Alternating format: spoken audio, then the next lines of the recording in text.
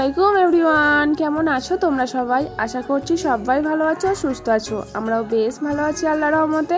তাই আমার আরও একটি নতুন ভিডিওতে তোমাদের সবাইকে ওয়েলকাম জানাচ্ছি। সেদিন আমাদের বাড়িতে একটি হাঁস এনেছিল, রাজহাঁস, যেটার ওয়েট ছিল প্রায় 4 কিলোর মতো। হাঁসটা তাড়াতাড়ি জবাই করে নিল। তারপর আমরা সারাতে হাঁসটা পরিষ্কার করতে বসে গেছি আমার শাশুড়ি মা আর আমি। প্রথমে আমি পরিষ্কার করতে বসেছিলাম, কিন্তু হাঁসটা এতটা পরিমাণের শক্ত ছিল ডানা পালকগুলো যে আমার পক্ষে সম্ভব হচ্ছিল না ছাড়ানো। রাজহাঁসের পালক যে এতটা পরিমাণে শক্ত হয় সেটা আমার জানা ছিল না সত্যি।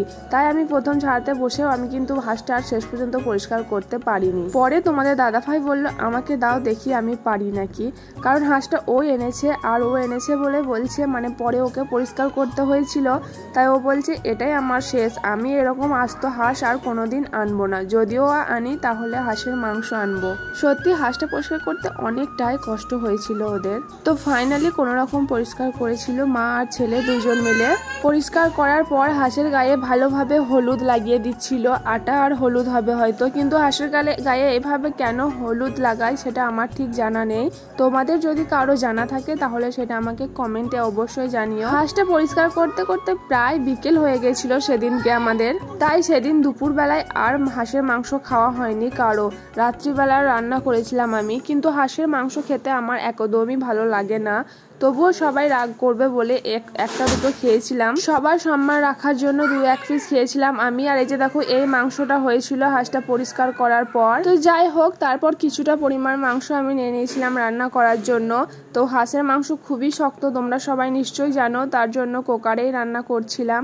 আমি সেদিন ফার্স্ট টাইম রান্না করেছিলাম, এর আগে কোনোদিন হাঁসের মাংস রান্না করিনি। তবে সবাই নাম করেছিল, মোটামুটি রান্নাটা ভালোই হয়েছিল।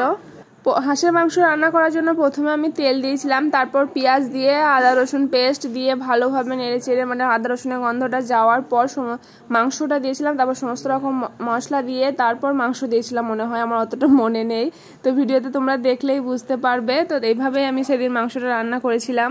একদিনে রান্না এত মাংস তো একদিনে রান্না করা যাবে না, তাই কিছুটা পরিমাণ করেছিলাম আর বাকিটা সব ফ্রিজে রেখে দিয়েছিলাম। আজকের ভিডিও কোনো অংশ যদি তোমাদের ভালো লাগে তাহলে একটা লাইক করে দিবে, আর আমার চ্যানেলে নতুন হলে অবশ্যই চ্যানেলটা সাবস্ক্রাইব করে আমার পাশে থাকবে। পাশে থাকা বেল আইকনটা প্রেস করে দিবে যাতে নতুন কোনো ভিডিও ছাড়লে সবার আগে তোমাদের কাছে পৌঁছে যায়। এরকম রাজহাঁসের মাংস খেতে কে কে ভালোবাসো, কে কে পছন্দ করো অবশ্যই কমেন্ট করে জানিও।